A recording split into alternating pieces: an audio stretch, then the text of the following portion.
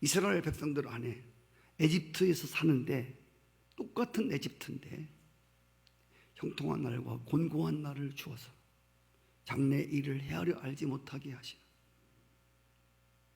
그리고 요셉을 알지 못하는 왕이 새 임금으로 나타났을 때에 그 요셉을 알지 못하는 그 왕으로부터 무서운 명령을 받게 됩니다. 여러분, 요셉을 알지 못하는 새 임금, 새 왕이 등장했을 때에 이스라엘 백성들은 엄청난 학대를 받습니다. 엄청나게 어려움을 당합니다. 요셉을 알지 못하는 새 임금, 새 왕이 그렇게 명령을 내린 이유가 뭐냐면 애굽의 고센 땅에 살고 있었던 이스라엘이 너무너무 번성하는 겁니다. 정말 번식하는데 자고 일어나면 엄청나게 번식하는 거예요.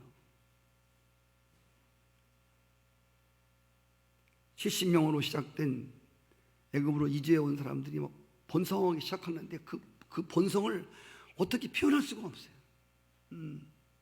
그렇게 막 아기를 낳기 시작하는데 생명에 생명을 낳는데 놀랍게 낳는 거예요. 막. 여러분, 하나님이 허락하시면 정말 전도도 한 명 해오지 못하는 사람이 하나님의 때가 되면, 부흥의 때가 되면 시골에 나오는 것처럼 예수 믿는 한 사람을 붙들고 10사람씩 막 딸려오는 거야. 할렐루야. 나도 당신이 예배하는 곳에 가서 예배하고 싶다. 당신의 그 은혜로운 삶을 보니까 당신 나가는 성전에 가서 정말 예배하고 싶다. 10명씩 딸려오는 거예요. 걷잡을 수 없어요. 저는 하나님의 부흥의 날을 믿습니다. 저는 하나님의 번성케 하신 날을 믿는 목사입니다. 할렐루야. 인간의 방법으로 하는 거 말고, 인간의 수단으로 사람 끌어모으는 거 말고, 하나님이 일으키시는 부흥은, 번성은 사람이 이따 나오지만 막을 수가 없어요. 사람이 생각을 못하는 거예요. 상상을 못하는 일이 막 일어나는 거예요. 이게 우리 표와 같이 하나님이 교회에서 행하시는 기이한 일입니다. 이스라엘 백성 안에 행하셨던 기이한 행적. 그래서 이 이스라엘 백성들이 힘이 강대해집니다. 놀랍게 번성해집니다. 자고 일어나면 막 얼마나 많이 부흥한지 몰라요.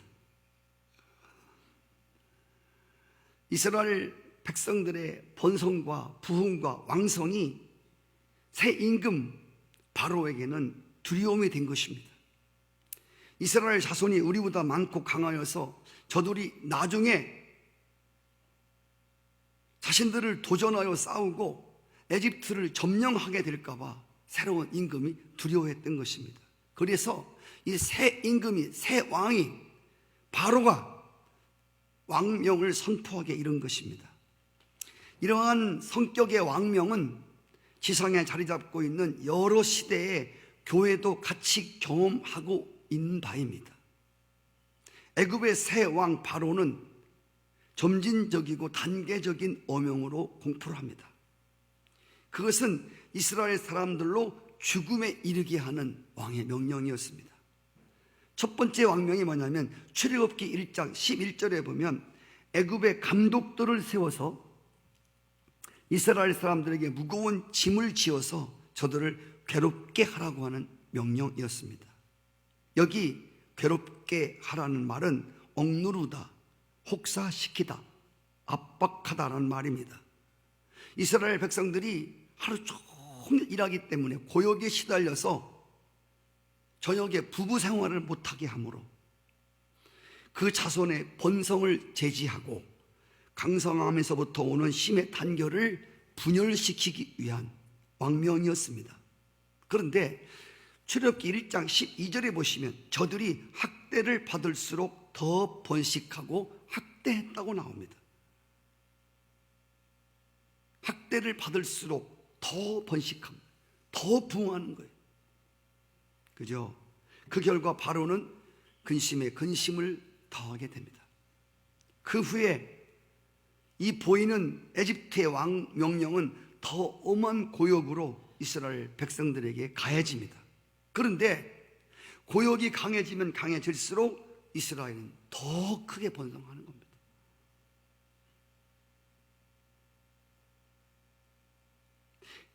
하나님이 강성케 하실 때에는 그 무엇도 막을 수가 없습니다. 밀물이 들어올 때는 그 무엇도 들어오는 밀물을 막을 수가 없어요. 예, 썰물이 있을 때는 아무리 붙들어도 그냥 싹 빠져나가요. 바닷물의 조화, 썰물과 밀물의 조화, 형통과 곤고의 조화, 교회도 마찬가지고 여러분의 삶도 마찬가지. 고난만 있는 것은 결코 아닙니다. 하나님 영광의 때도 주십니다. 저녁에는 슬픔이 기숙할지라도 아침에는 기쁨이 오리로다. 인생에 저녁만 있는 게 아닙니다. 저녁이 되며 아침이 되니 하나님 보시기에 좋았더라.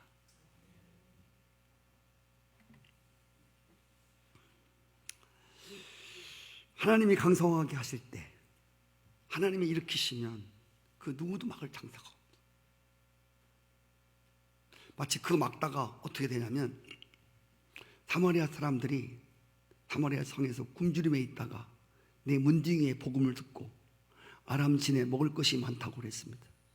근데 이 엘리사의 예언을 콧방귀 낀 사마리아 장군이 사마리아 사람들이 먹을 것을 찾아서 여러분 대문을 박차고 아람 진으로 확 밀려갈 때 그 장군이 그 살 길을 찾아 밀물같이 아람 진으로 가는 그 사람들을 막으려고 하다가 깔려 죽습니다. 여러분 정말 하나님이 이렇게 부흥과 번성과 사업도 마찬가지. 네. 하나님이 일으키시면요, 뭐 어떤 이유가 있어서 잘 되는 게 아니에요. 그리고 우리가 착각하지 말아야 될 것은, 우리 자꾸 보이는 것을 통해서 자꾸 하나님의 역사를 판단하려고 그래. 보이는 게 없으면 하나님 역사가 없는 줄 안다고. 지금 우리가 땅속에 지금 살고 있지만 우리는 지구의 흔들림을 우리는 경험하지 못하고 삽니다. 엄청 흔들리고 있어요. 지금 땅 아래에 뭐가 일어나는지 몰라요. 우리는 지금 하늘 위에서 지금 무슨 일이 벌어지고 있는지 모른단 말입니다. 보는 게 아무것도 없는 것 같아도요, 여러분 낮 시간도 말씀드렸지만 예수 그리스도의 때 하나님의 심판은 수레바퀴가 서서히 도는 것 같이, 네, 이 땅이 없어지고 우리가 보이는 하늘이 없어지는 날이 온다고 그랬잖아요. 하늘에서 땅에서 보이지 않지만 꿈틀대는 이 놀라운 현상들을 사람들은 알지 못해요. 갑자기 일어나는 지진 앞에 많은 사람들이 호미백산하고 하늘에서 일어나는 괴기한 일들 때문에 사람들이 놀라고 당황하고, 그죠? 자, 여러분, 하나님께서 이렇게 하늘을 흔들고 땅을 흔들어서 당신의 나라를 막 일으키실 때 그 누구도 어떤 사람도 그걸 막을 수 없다. 이것이 바로 세상에서 그리스도인들의 모습이고 이것이 하나님의 교회의 모습이어야 합니다. 이 두 번째 에집트의 바로 왕의 명령이 뭐였냐면, 출애굽기 1장 16절에 나오는 애굽의 바로 왕은 히브리 산파 십브라와 부하에게 히브리 여인이 출산할 때 남자거든 출산할 즉시에 죽이라는 겁니다. 여자여든 살려주고 남자는 씨를 말리라는 겁니다. 이는 이스라엘 선민의 번성을 근원부터 차단시키려고 하는 사탄의 계획입니다. 그러나 히브리 산파들은 애굽 바로 왕의 명령을 어기고 히브리 여인들의 남자아이를 죽이지 않고 모두 살려냅니다. 그 이유는 1장 17절, 저들이 하나님을 두려워했기 때문이다. 나중에 저들이 왕 앞에 불려갑니다. 너 왜 안 죽였냐? 히브리 여인들이 말합니다. 왕이시여, 히브리 여인은 애굽 여인같이 비실비실하지 않습니다. 너무 건강해서 산파가 이르기 전에 아기를 낳아버립니다 라고 대답했습니다. 하나님이 히브리 산파들에게 왕이 사내 아이를 죽이라고 하는 명령을 거절할 수 있는 은혜를 주었다고 성경은 말합니다. 히브리 산파들은 보이지 않는 왕 하나님을 두려워했습니다. 하나님의 은혜를 받았습니다. 하나님을 경외한 사람들이었습니다. 그래서 성경에 보면 하나님이 그 산파들의 집을 왕성하게 했다. 할렐루야. 보이지 않는 왕의 명령을 더 귀하게 여겼던 히브리 산파들의 그 가정에 그 사업장을 번성하게 했다는 것. 보이는 군주보다 보이지 않는 우주를 통치하신 군주를 그 하나님을 더 두려워했다고 하는 것. 보이는 왕의 명령보다 보이지 아니하는 하나님의 명령을 더 두려워했기 때문이다. 그들은 죽음의 왕명, 죽이고 멸망시키는 왕의 명령보다 생명의 왕을 따른 사람들입니다. 따라서 이스라엘 백성은 생육하고 번성하고 더 힘이 강대해져 갔습니다. 세 번째 바로 왕의 명령은 출애굽기 1장 22절에 나오는 건데, 모든 애굽의 국민에게 내린 공개적인 살인 명령이었습니다. 바로는 모든 국민들에게 공개적으로 선포했습니다. 고센 땅에 사는 히브리 여인들이 남자 아이를 낳거든 나일강에 집어 던지라. 누구든지 보는 사람은, 히브리 사내 아이들은 다 나일강 속에 악어밥에 되도록 던지라는 것입니다. 참으로 무서운 사탄의 발악이었습니다. 사탄은 지금도 역사 가운데서 사람의 영육을 멸망시키려고 여러 가지 종류의 명령들을 여러 가지 방법으로 내리고 있습니다. 요즘에 그동안 숨겨졌던 비리들이 요즘에 막 터져나오지 않습니까? 그렇죠. 이게 다 영적인 사건이라고 말씀을 드렸죠. 이게 배후에서 사단이 대통령을 죽이고 이 나라를 죽이고 멸망케 하려고 하는 보이지 않는 사단이 보이는 왕들을 통해서 그 죽이는 일을 서슴지 않고 해나가고 있다는 거. 여러 가지 명령 내립니다. 히브리 여인이 낳은 남자는 모조리 죽여서 이스라엘을 멸종시키려고 하는, 여러분 성경을 보면 에스더서라든가 이스라엘 백성들을 하나님의 백성들을 멸망시키려고 하는, 교회를 멸망시키려고 하는 이 세력들이 역사 속에 등장합니다. 마치 마태복음에 나오는 헤롯 왕이 유대인 왕으로 오신 예수를 죽이기 위해서 베들레헴 근동을 중심으로 해서 2살 아래 모든 남자를 다 죽이라고 명령을 내린 것을 연상하게 합니다. 출애굽기 2장 2절에는 이렇게 말합니다. 그 여자가 잉태하여 아들을 낳아 그 준수함을 보고 그를 3달 동안 숨겨두었다고 그랬습니다. 여기 그 여자가 아들을 낳았는데 준수함을 보았다는 뜻은, 여기 준수함이라는 뜻은 히브리어로 토부라는 말인데, 이 준수함은 토부인데, 이 말은 창세기 1장에서 하나님의 창조 사역에서 창조 마치신 후에 보기에 심히 좋았더라. 여러분, 준수함이라고 하는 것은 본래 원어에는 하나님 보시기에 좋았더라. 사도행전 7장 20절에 보면 그때 모세가 낳는데 하나님 보시기에 아름다운 자다. 하나님 보시기에 심히 좋았더라. 하나님 보시기에 심히 아름다웠더라. 이러한 성경들은 모세를 두고 아름다운 아이, 준수한 아이, 하나님 보시기에 아름다운 아이임을 부모는 보았다는 겁니다. 모세가 나왔을 때 이는 자기가 볼 때 좋은 아들이 아니라 하나님 보시기에 좋았더라. 참으로 모세의 부모들은 모세를 향한 하나님의 계획된 목적과 섭리를 읽을 줄 알았습니다. 3달 동안 숨겼다는 말은 3달 동안 모세의 출생 소식을 숨겼다는 뜻이고, 3달 동안 집안의 어떤 은밀한 곳에서 모세가 숨겨진 채로 지냈다는 뜻입니다. 이게 뭐냐면 결론적으로 바로 왕의 어명에 대한 거절입니다. 죽이라고 했는데 안 죽이고 숨겨두고 있잖아요.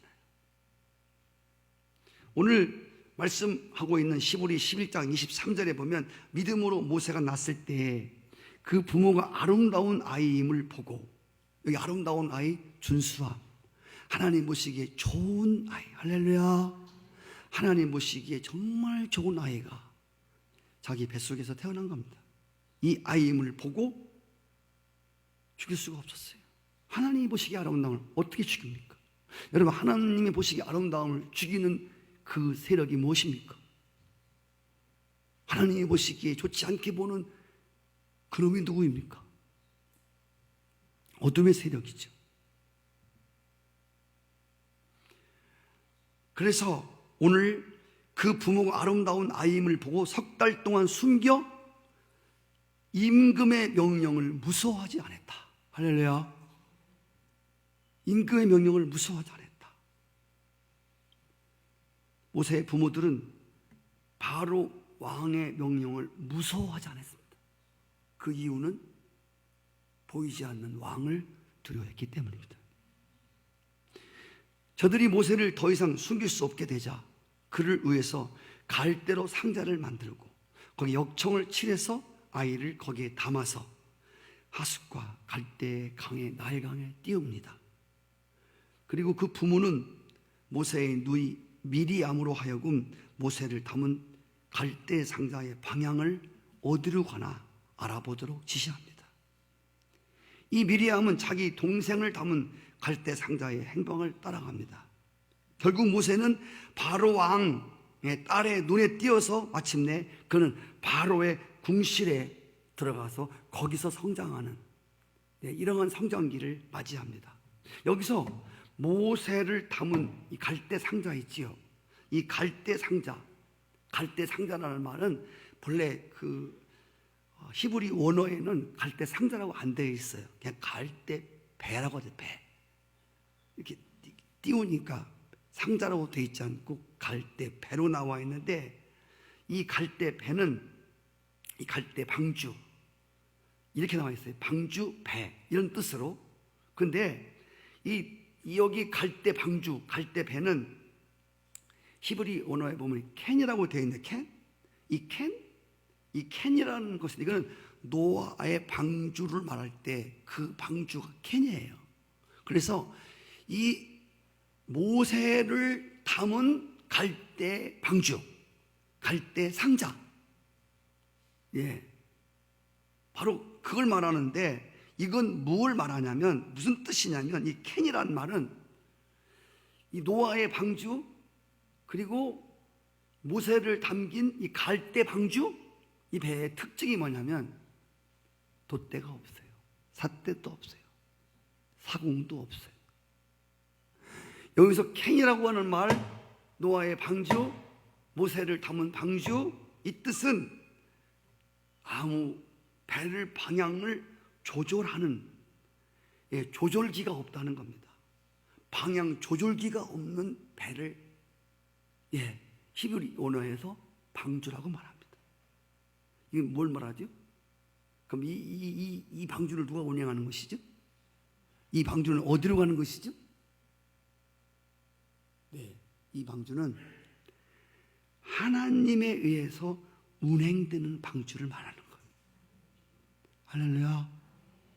그래서 그냥 더 이상 모세를 숨겨둘 수 없기 때문에 그냥 갈대상자 띄워서 살라면 사고 졸라면 죽고 그런 게 아니라 하나님이 이 방주를 운행하시는, 할렐루야, 역사의 흐름을 주장하시고 현지를 모든 것들을 자신의 원대로 이끄시는 하나님에게 그 키를 맡겼다는 뜻입니다.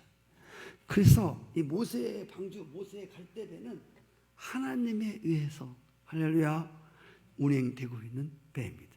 가장 확실한 선장입니다. 그래서 모세가 이 갈대의 배를 띄운 것은 하나님의 섭리와 하나님의 그 운전대에, 하나님의 운전 실력에 모세를 맡겼다고 하는, 노아도 마찬가지입니다. 자, 성도 여러분, 왕의 명령을 무서워 아니하고 석 달 동안 숨겨두었다. 참으로 대단한 거절입니다. 어쩌자고 그리하였을까요? 왜 그렇게 했을까요? 무슨 힘을 근원 삼고 그런 일을 했을까요? 그 당시에 바로 왕의 명령이 얼마나 무서운데 서서히 시퍼런 명령을 거절할 수 있는 힘이 무엇일까요? 왜 거절했을까요? 무엇을 믿고 거절했을까요? 예, 혈육의 힘입니까? 무슨 자식을 사랑하는 무슨 사랑의 힘입니까? 아니면 무슨 보이는 에집트 왕에 대한 반항입니까? 무슨 민족적인 무슨 반항의 힘의 발로입니까? 왜 그런 거부, 그런 거절이 가능했을까요? 그것은 모세의 부모가 왕의 명령을 거부한 것은 이유는 아까 말씀드린 대로 보이는 왕의 명령을 거절한 것은 보이지 않는 왕을 두려워하는 믿음 때문입니다.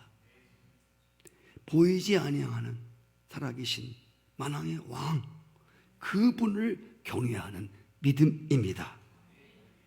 저들은 모세가 하나님으로부터 주어진 생명을 믿는 믿음이었습니다.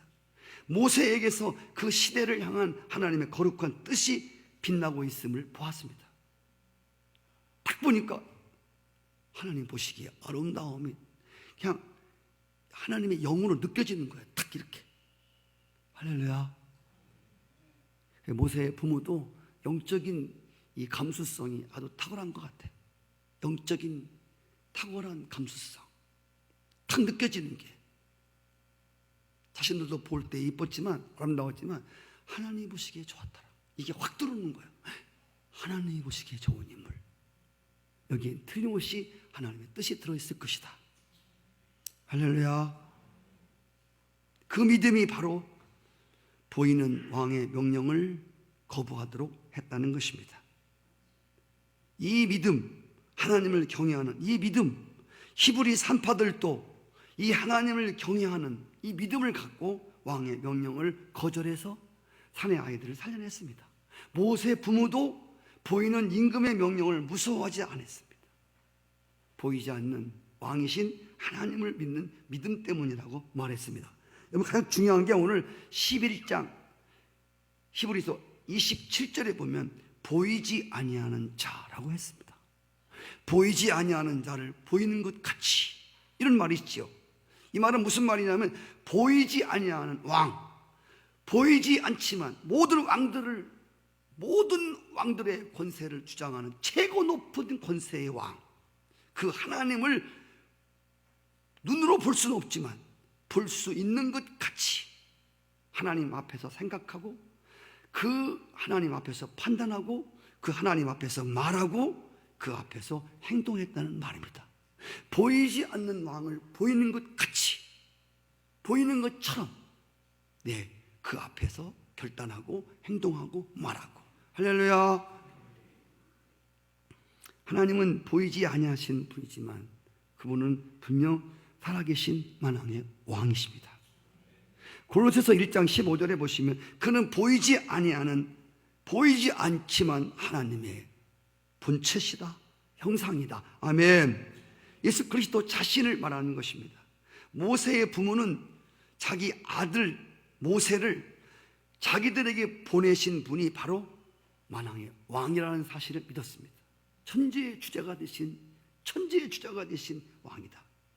아멘.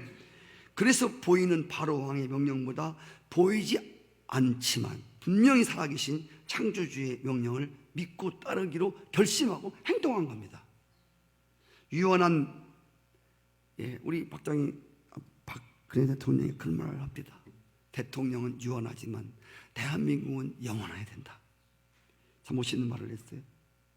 여러분, 보이는 왕의 명령보다 보이지 아니하는 살아계신 창조주의 명령을 믿고 따르기로 행동한, 유한한 왕의 명령보다 무한하신 하나님의 명령을 더 중요시했습니다. 약한 바로 왕보다 선하신 하나님의 선한 명령을 더 중요시 여겼습니다.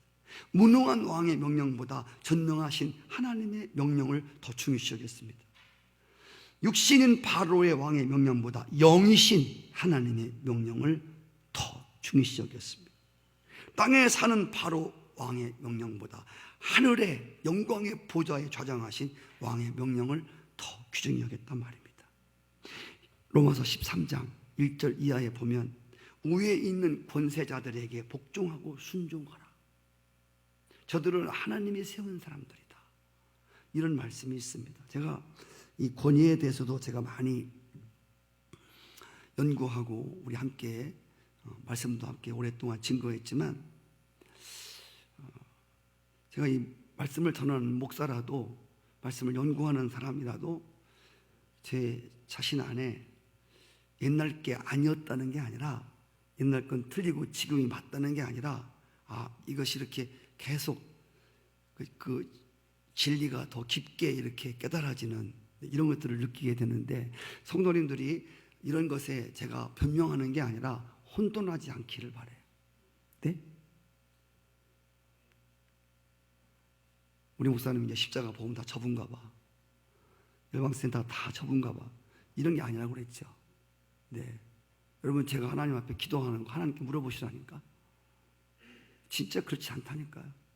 하나님 내 양심의 증인 되시지만 제가 그렇지 않아요. 네, 여기서 그 외쳐지는 이 복음도 여러분이 계시니까 아직도 우리 중에서는 이해하기 어려운 분도 계시지만 이게 흔한 게 아니에요. 어디 가서 막 들을 수 있는 얘기가 아니라고. 설교를 잘한다는 뜻이 아니에요. 네, 이 교회 안에 성령이 흐르고 있는 흐름이 여러분 들어보시면 알지만 다르잖아요. 네, 그냥 복이나 받아라 세상 이야기하는 곳이 아니잖아요. 자, 여기서 권세자들에게, 위에 있는 권세자들에게 복종하고 순종하라. 하나님이 보낸 사자다. 이 말씀은 무슨 뜻이냐면, 보이지 아니하는 의의 왕 하나님의 권세 아래서 이루어지는 순종과 복종을 말하는 겁니다. 쉽게 이해해 드릴게요. 백부장이 이렇게 말했습니다. 예수님한테, 예수님, 우리 집에까지 신방 오실 거 없습니다.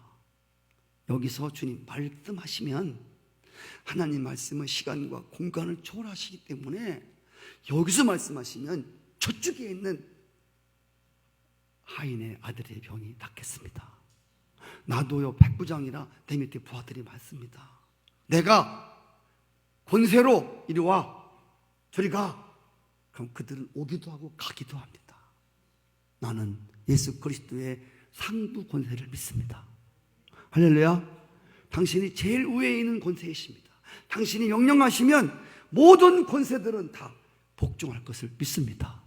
여러분, 이 믿음이에요. 백부장 믿음이 이 믿음입니다. 상부 권세는, 하부 권세는 상부 권세에게 복종할 수밖에 없다는 바로 그 믿음인 것입니다. 실제로 여러분, 예수님이 모든 귀신아 나와라, 나오잖아요. 왜? 귀신이 놀라운 권세가 있지만 그는 하부 권세에, 누구에 비하면 상부 권세는 하나님이시, 예수님이시. 할렐루야. 그러니까 복종하는 거예요. 사탄 나오는 거예요. 파도야 잔잔하라. 여러분, 자연이 얼마나 무서운 괴력입니까? 자연 앞에 인간들이 벌벌 떨지 않습니까? 땅이 흔들리고 하늘이 흔들리고 인간들이 잠을 못 자죠.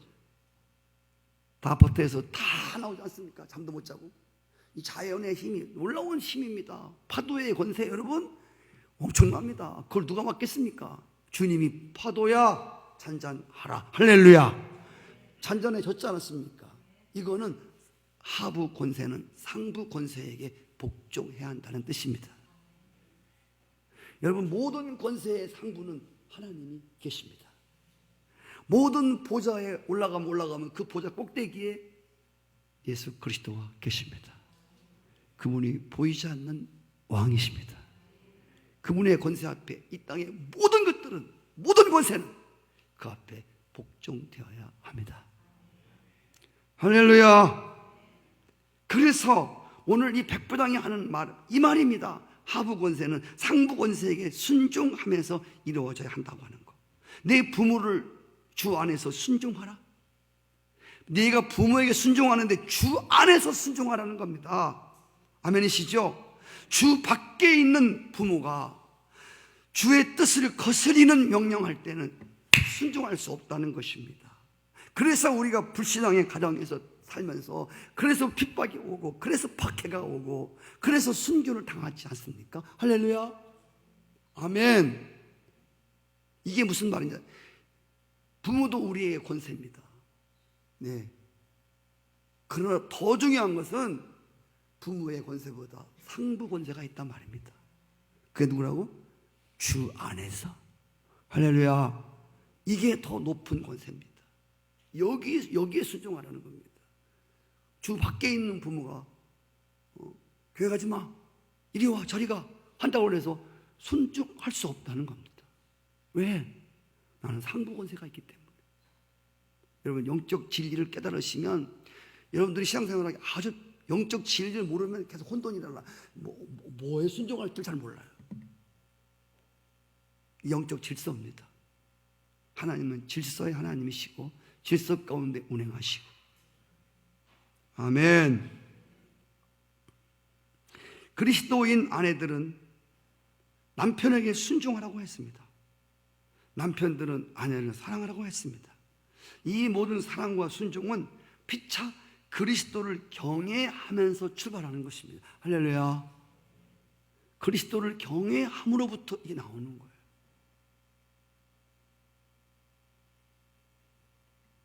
구약에 용감했던 사드락과 메삭과 아벤노고는 왕의 명령을 따르지 않았습니다. 왕이 그렇게 자신들을 잘해주고 대우를 잘해주는데 그런 것 때문에 왕의 명령을 따를 수 없었습니다. 그래서 풀물불의 사자굴 속에 들어갔습니다. 사도행전 5장 29절. 사도들이 말했습니다. 너희 말을 듣는 것보다 하나님의 말씀을 듣는 것이 옳지 아니하냐. 이 말은 다시 말할게요. 하부 권세의 말에 순종하겠느냐, 상부 권세의 말에 순종하겠느냐 하는 뜻입니다. 이게 영적 싸움이거든요. 유대 교권주의자들의 명령에 불복종했습니다. 히브리 산파들은 보이지 아니하는 하나님의 왕명을 보는 것 같이, 듣는 것 같이 그리고 믿고 행동하며 살았습니다. 이것이 살아계신 하나님을 영원롭게 하고 기쁘게 하는 것이었습니다. 그 결과 저들이 보이는 왕명을 어긴 애굽에서 망하거나 약해지거나 추방을 당하지 않았습니다.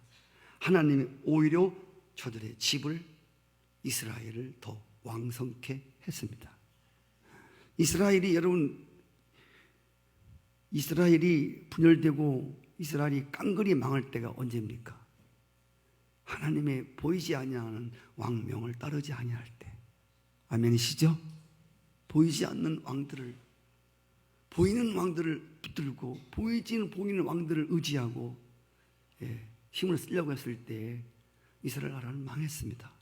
나는 우리가 살고 있는 이 조국 대한민국 대통령을 비롯해서 언제까지 우리가 미국을 의지해야 되고 언제까지 우방 국가들을 의지해야 됩니까? 여러분, 우리가 모르는 많은 정치적인 배경들이 깔려 있는 것을 여러분이 알는지 모르는지 모르겠지만 이 뒤에는 정말 우리나라가 앞으로 그들을 의지하고 끝까지 이 나라를 버텨낼 수 없다고 하는 것. 네. 옛날에는 나라가 어려우면 와서 자기 군인들 죽여가면서 도와줬어요. 지금은 이제는 큰 나라들이 그걸 반대합니다. 왜 우리나라 군인들이 거기다 죽냐? 내비둬. 행복히 가지라고 해. 왜 쓸데기 없이 우리 국방비 낭비하고 왜 그런 짓 하냐? 이것이 지금 대세를 이루고 있습니다. 일본, 미국 믿지는 양상 안 하려고 합니다. 우방이라고 항상 도와주는 거 아닙니다. 우리의 진짜 우방은 하나님의 왕국입니다. 진짜 하나님이 보호하셔야 이 나라에 만세를 부르는 일들이 일어날 수밖에 없는. 저는 걱정이 덜컥 되는 겁니다. 이 나라 왕들이 외교 정책을 하고, 솔로몬이 여러분 얼마나 외교 정책 잘했습니까? 그 지혜를 가지고 모든 나라들 왕들과 다 교제하면서 너무 좋아하고 그 왕들이 자기 딸들을 다 줘버렸어요. 그리고 이 솔로몬이 그 딸들을 다 자기 왕비를 삼아버리지 않습니까? 솔로몬의 부인이 얼마나 많았습니까? 외교 정책 끝내주겠습니다. 그것 때문에 망한 겁니다. 그것 때문에. 여러분, 하나님 의지해야 될 이스라엘 왕이 다른 왕국들 의지하고, 예, 그래서 망한 거 이스라엘이. 그래서 분열되고, 그죠? 네. 그래서 늘 다른 나라 왕이 그렇게 좋으냐? 그럼 너를 한번 해봐. 그래서 바벨론 왕한테 70년 붙들어 가서 고생 짤짤하게 한 거야. 너도 그렇게 하나님 왕 삼기 싫어하냐? 그럼 다른 왕 세워봐. 하나님이 정말 화난 게 뭐냐면 이스라엘 백성인데 우리도 왕 달라는 거예요. 우리도 보이는 왕 달라는 거예요. 우리도 보이는 왕. 하나님, 야, 내가 왕인데 내가 뭐 잘못했냐? 내가 지금까지 너들을 잘못 인도했냐? 내가 잘못 통치했냐? 하나님이 필요 없어. 우리 왕조. 그래서 그 왕들이 뭐 했습니까? 열왕기하를 보세요. 왕들의 역사를 보라고. 그들이 무슨 짓거리를 했는가? 그래서 늘 말씀드리지만, 그래서 진짜 왕이 오셔야 해요. 아멘. 그래서 우리 크리스마스 때 부르잖아요. 왕이 나셨도다. 아멘. 왕이 오셨도다. 네. 놀라운 날입니다. 그 왕의 통치하에 들어가면 여러분 금방 망할 것 같아도, 안 될 것 같아도 절대 망하지 않습니다. 그리스도가 왕된 나라는 절대 망하지 않습니다. 왜? 그 권세, 의회보다 상부 권세가 없기 때문입니다. 아멘. 그 왕의 권세, 모든 것이 다 굴복당하고 그 예수의 이름 앞에 모든 무릎이 꿇을 것이고, 모든 왕들이 꿇을 것이고, 모든 권세와 모든 통치자가 무릎을 꿇게 될 것이므로 망하지 않습니다. 절대 망하지 않습니다. 할렐루야. 그래서 하나님이 이 보이지 않는 영원한 왕이신, 왕들의 전쟁에서 하나님이 우리의 왕임을 고백하고 그 어떤 것도 두려워하지 않았던 그들, 모세의 부모도 히브리 산파들도 다 보이지 않는 영원하신 왕의 명령을 쫓았습니다. 그래서 모세가 모세 될 수 있었습니다. 아멘. 이것이 하나님을 믿는 믿음의 힘이고 위기를 처리하는 지혜요 결단적 행동입니다. 보이지 않는 힘을 공급받는 믿음만이 보이는 현실의 문제들을 해결할 수 있다는 진리입니다. 아멘이시죠? 여러분, 그 이유는 보이는 현상의 세계는 보이지 않는 원리에서 나왔기 때문입니다. 주님 말씀하셨잖아요. 야, 늘 보는 것들은 보이지 않는 것들로 생긴 것이다. 아멘. 보이지 아니하시는 왕의 명령으로 이 땅에 모든 달도 해도 인간도 모든 산천초목이 있는 겁니다. 그럼 우리가 이 세상을 살아가는 모든 그리스도인들은 보이는 대로 듣고, 듣는 대로 판단하고, 보는 대로 생각하고 판단하고 행동하는 사람들이 아니라 보이지 아니하는, 오늘 보이지 아니하는 것들을 보이는 것처럼, 아멘, 하나님의 세계를 보고 듣고 생각하고 판단하는 행동자들이 되어야 될 것입니다. 특별히 우리가 왕의 명령을 준수하는 자들, 그렇게 말씀하세요. 내가 상부 권세에게 순종하는 게 옳은지 하부 권세에게 순종하는 게 옳은지 판단해 보십시오 라고 질문해 보십시오. 진짜 하나님을 가진 사람들은 거기서 머리를 숙일 것입니다.